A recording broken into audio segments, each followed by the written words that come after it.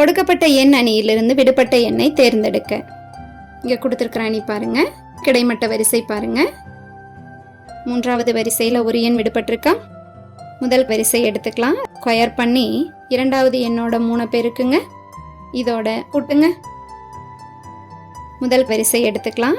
3 square 9, இரண்டாவது எண்ணோட 3 பெருக்குங்க 15, இதை கூட்டுனா 24 கிடைக்குதா. இதே அமைப்பை இரண்டாவது வரிசைக்கும் செக் பண்ணலாம். 1 ஸ்கொயர் 1, 7ஓட 3 பெருக்குனா 21, கூட்டினா 22. சரியா வருதா. இதே அமைப்பை மூன்றாவது வரிசைக்கும் பயன்படுத்துங்க. 2 ஸ்கொயர் 4, 8ஓட 3 பெருக்குனீங்கன்னா 24, இதை கூட்டினா 28. எனவே விடுபட்ட எண் 28.